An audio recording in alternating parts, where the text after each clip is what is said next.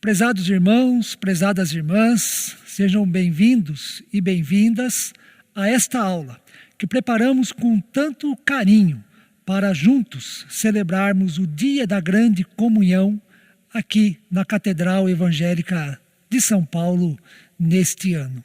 É uma alegria contar com a sua presença, com a sua atenção e também compartilhar um pouco do surgimento da história da Igreja Presbiteriana Independente do Brasil, que neste ano de 2020 completa 117 anos de existência. Nesse sentido, podemos utilizar as palavras do profeta Samuel quando disse: Ebenezer, até aqui nos ajudou o Senhor. Se aqui chegamos como denominação, como Igreja Presbiteriana Independente do Brasil, é porque, de fato, a boa mão de Deus nos sustentou, Deus esteve presente com o seu povo, com esta igreja, e podemos, então, celebrar com alegria mais um aniversário desta denominação.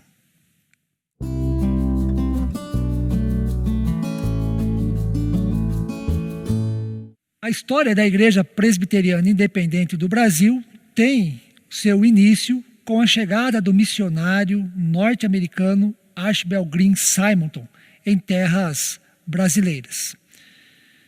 Simonton saiu dos Estados Unidos muito jovem, aos 26 anos de idade, quando concluiu o seu curso de teologia e foi ordenado ao ministério pastoral.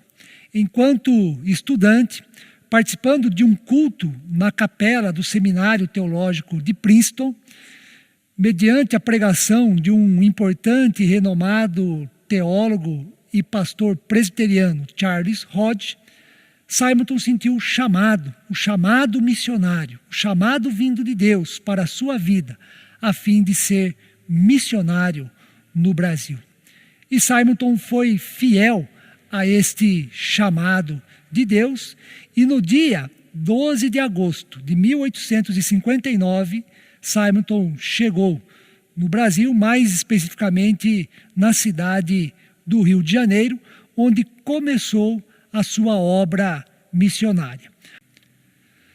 Antes mesmo de completar 3 anos de trabalho missionário na cidade do Rio de Janeiro, Simonton teve a alegria e o privilégio de organizar aquela que é, até hoje, a primeira igreja presbiteriana do Brasil.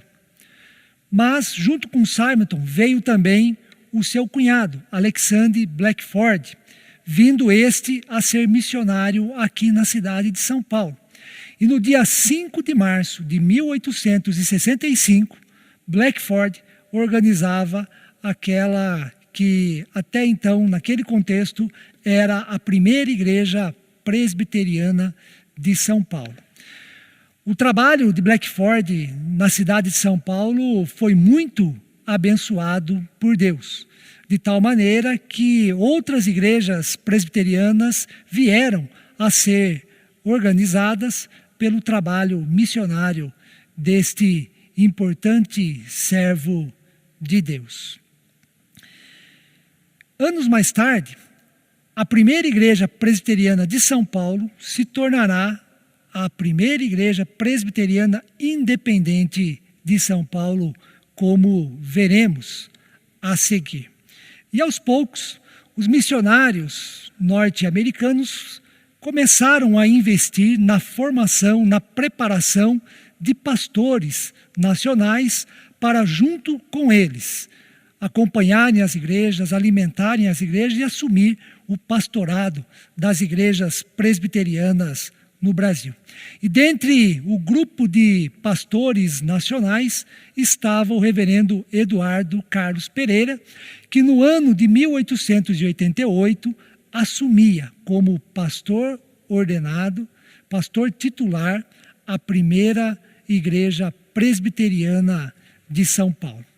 Aos poucos, a relação entre pastores nacionais e pastores missionários norte-americanos ficou conflituosa.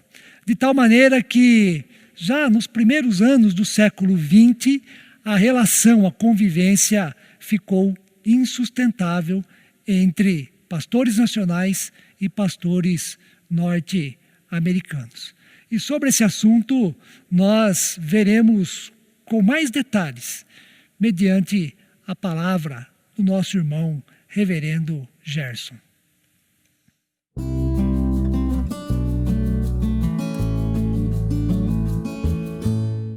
Antes de qualquer outra palavra, agradeço ao reverendo Reginaldo von Zuben pelo convite para participar desta atividade com a igreja que é mãe do presbiterianismo independente. E o seu pedido foi para que eu falasse sobre as razões ou os motivos da organização da Igreja Presbiteriana Independente do Brasil. De um modo geral, sempre que alguém pergunta por que a nossa igreja existe, tem a resposta simplista e fácil, que foi por causa da maçonaria. Ou seja, a discussão a respeito da questão se o membro da igreja pode pertencer à maçonaria dividiu o presbiterianismo brasileiro. E, de um lado, ficaram os que concordavam com isso e, de outro lado, os que discordavam. Resultado, o presbiterianismo ficou dividido. Os presbiterianos que não aceitavam a maçonaria acabaram organizando a Igreja Presbiteriana Independente. E essa seria a razão da existência da nossa igreja. Mas será que é isso mesmo? Foi por esse motivo que um grupo de pastores e presbíteros, na noite de 31 de julho de 1903, deixou uma reunião do sínodo da Igreja Presbiteriana? Será que foi exclusivamente por essa razão que foi organizada a nossa igreja aí no dia 1º de agosto de 1903? Eu discordo totalmente. Essa é uma explicação simplista demais que não resiste a uma avaliação histórica. E eu afirmo isso por vários motivos, e é sobre isso que eu passo a falar. Em primeiro lugar, o presbiterianismo já chegou ao Brasil com uma divisão. E eu explico. Por causa da Guerra de Secessão nos Estados Unidos, a Igreja Presbiteriana e outras igrejas, ela se dividiu em duas. A Igreja Presbiteriana do Norte, que era contra a escravidão, e a Igreja Presbiteriana do Sul, que era a favor da escravidão. E essas duas igrejas enviaram missionários ao Brasil. E os missionários destas duas igrejas nem sempre estavam de acordo. Um dos assuntos que dividia era a questão da organização de um seminário para preparar pastores brasileiros. Os missionários do norte dos Estados Unidos desejavam que o seminário fosse organizado em São Paulo, onde eles tinham uma instituição de ensino que se transformaria na Universidade Mackenzie. Mas os missionários do Sul queriam um seminário em Campinas, onde eles também tinham uma escola. Portanto, desde o seu início, nós temos um presbiterianismo dividido. Uma igreja só, mas dividida internamente. Em segundo lugar, havia outro problema que dividia o presbiterianismo nacional. E nós observamos isso na vida do primeiro pastor presbiteriano brasileiro, o reverendo José Manuel da Conceição. Antes de ser pastor presbiteriano, ele tinha sido padre. Aderiu ao presbiterianismo e foi ordenado pastor. A princípio, ele foi muito bem acolhido, mas, com o passar do tempo, foi se isolando em relação aos pastores norte-americanos que trabalhavam como missionários no Brasil. E sobre isso, o próprio José Manuel da Conceição escreveu fazendo uma crítica sutil aos missionários. Ele afirmou que eles não respeitavam a cultura brasileira e desejavam implantar em nosso país não somente a mensagem do Evangelho, mas também a cultura norte-americana. E tudo isso deu origem a uma segunda divisão interna no presbiterianismo brasileiro. De um lado, estavam os missionários norte-americanos representando a cultura norte-americana. E, de outro lado, os pastores e missionários brasileiros representando a cultura nacional. E essa situação deu origem a uma terceira divisão interna no presbiterianismo do nosso país. Nos referimos a um problema de natureza econômica. Os missionários norte-americanos recebiam seus vencimentos de suas respectivas igrejas lá nos Estados Unidos, ao passo que os pastores brasileiros tinham de se contentar com os parcos recursos nacionais. É claro que os pastores brasileiros se sentiam discriminados e, para se sustentarem e para manterem as suas famílias com dignidade, eles enfrentavam dificuldades. E não foi por acaso que muitos pastores brasileiros começaram também a trabalhar fora da igreja, principalmente como professores. Foi isso, por exemplo, o que acabou acontecendo com dois ilustres pastores que lideraram a organização da Igreja Presbiteriana Independente do Brasil. E nós estamos nos referindo aos reverendos Eduardo Carlos Pereira e Otoniel Mota.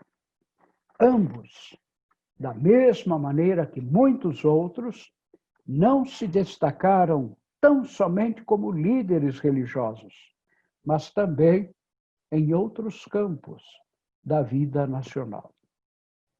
Tudo isso que nós estamos apontando aponta para uma divisão interna do presbiterianismo brasileiro, desde o início da sua história, em 1859 até 1898.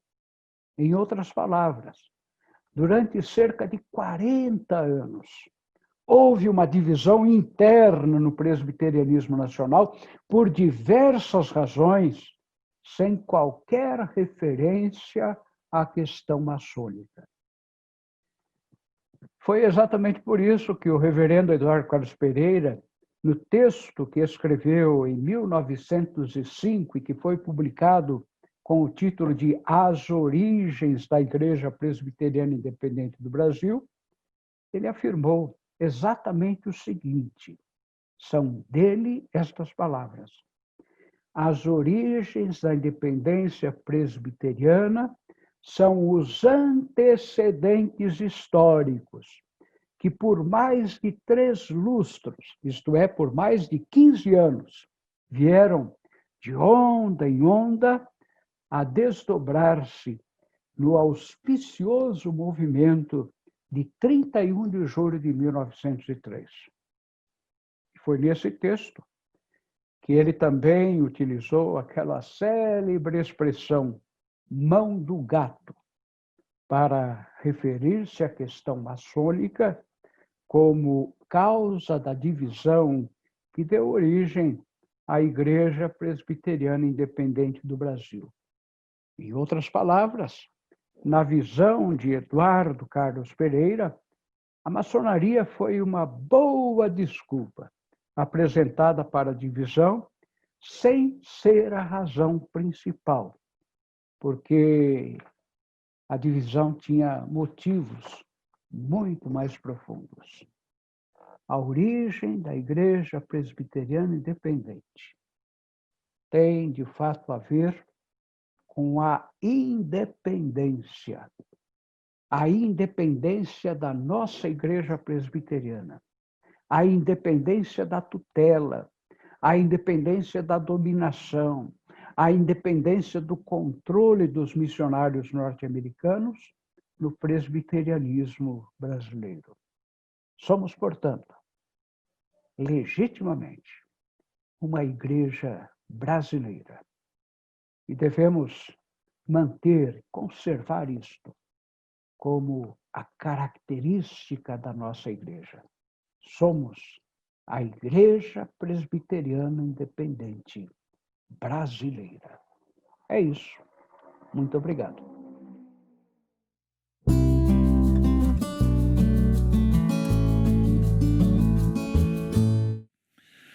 Como todos nós já ouvimos e sabemos, a noite do dia 31 de julho de 1903 passa a ser histórica, marcante para nós presbiterianos independentes. Nesta data, sob a liderança do reverendo Eduardo Carlos Pereira, um grupo de 7 pastores e 15 presbíteros se ausentam da reunião que ocorria, a reunião sinodal, para então se desligar da Igreja Presbiteriana do Brasil e iniciar uma nova caminhada como Igreja Presbiteriana Independente do Brasil. Vamos conhecer um pouco melhor quem foram estes 7 pastores e estes presbíteros que deram origem à Igreja Presbiteriana Independente do Brasil.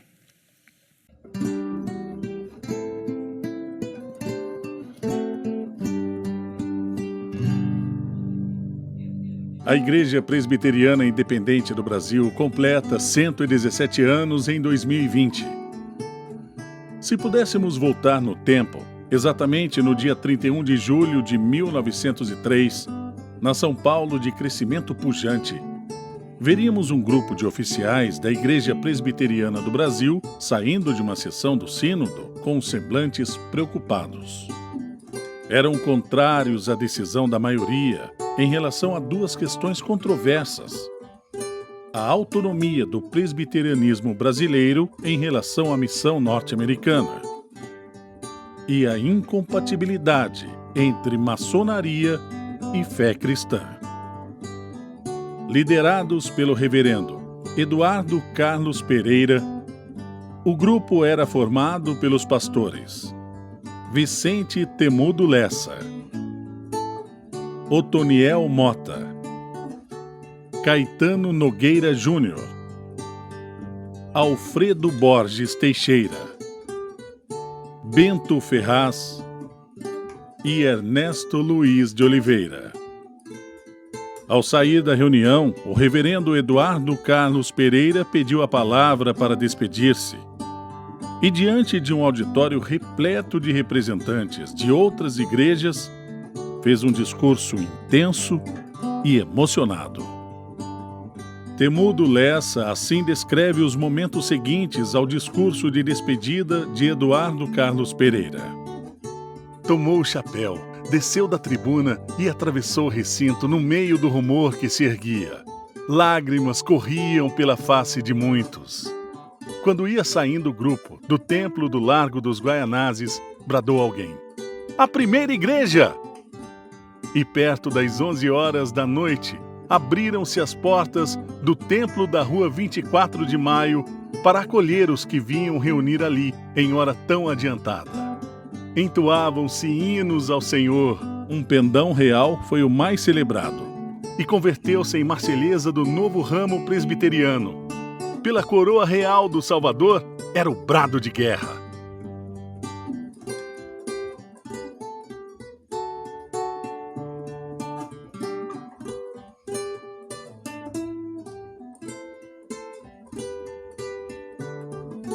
O 31 de julho passou a ser tradicionalmente comemorado como o Dia da Independência do Presbiterianismo Nacional. No dia 1º de agosto de 1903, foi realizada a primeira reunião na primeira Igreja Presbiteriana de São Paulo, agora independente, que recebia o nome de Igreja Presbiteriana Independente Brasileira, segundo a grafia da época.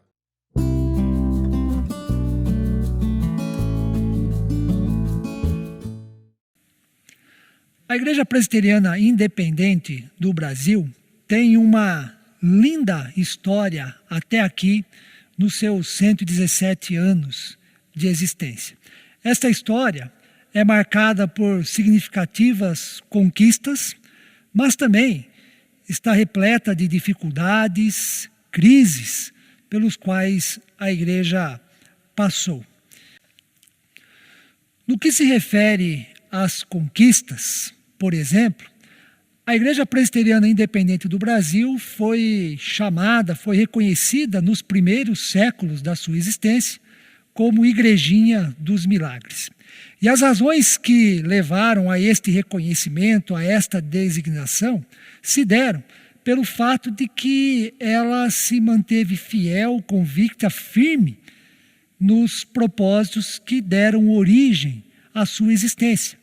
Também conseguiu se sustentar com os recursos próprios e chegou a ter um crescimento numérico significativo, pregando o Evangelho e pregando a palavra de Deus. Ao longo do tempo, a Igreja Presbiteriana Independente do Brasil foi também crescendo, se expandindo, não só na cidade de São Paulo, mas também indo para o interior deste estado, chegando até o norte do Paraná, o sul de Minas, onde nós temos hoje a maior concentração das igrejas presbiterianas independentes do Brasil. Mas é uma igreja também que está presente nos vários outros estados do nosso país.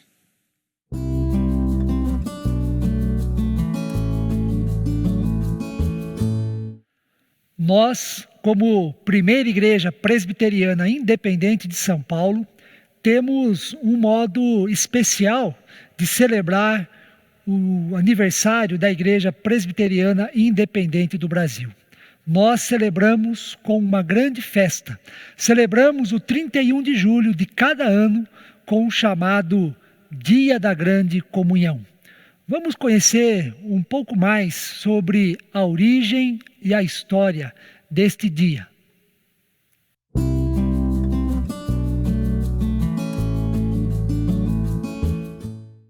Olá, meus irmãos. Boa tarde.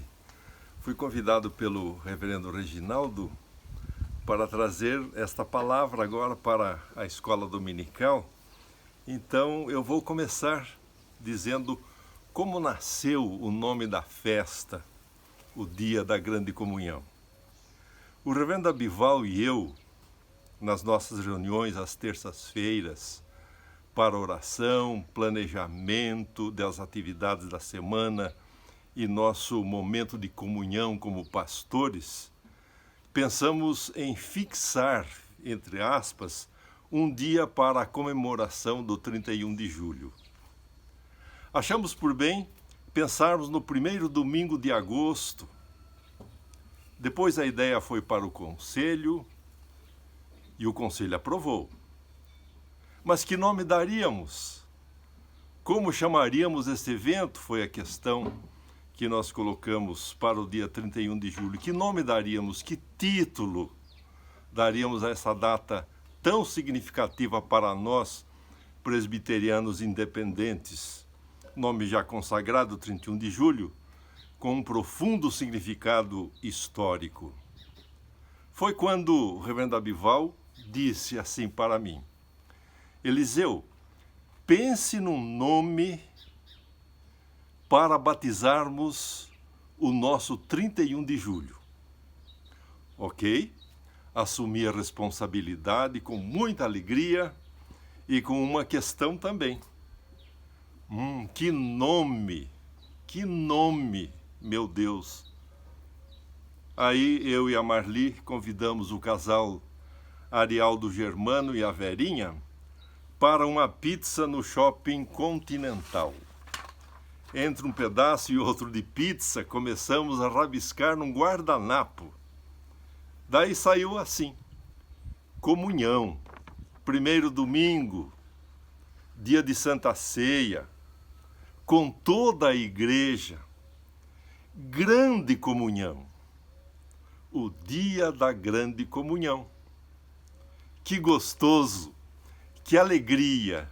Desde 2007, nós estamos comemorando este dia chamado da Grande Comunhão. Minha família é muito feliz e tem muita alegria em pertencer à Igreja Presbiteriana Independente do Brasil, particularmente na primeira igreja de São Paulo, nossa catedral evangélica. Todos nós, família, membros da igreja e amigos, estamos e somos felizes e alegres, primeiro, por sermos crentes em Jesus. Segundo, por sermos salvos por Ele. Mulheres e homens, todos nós, pecadores, mas resgatados por Jesus. Por isso a nossa grande alegria muito grande mesmo, neste, mais um dia da grande comunhão. O nosso abraço, cheio de esperança, de nos abraçarmos logo pessoalmente. Viva a IPI do Brasil! Tchau!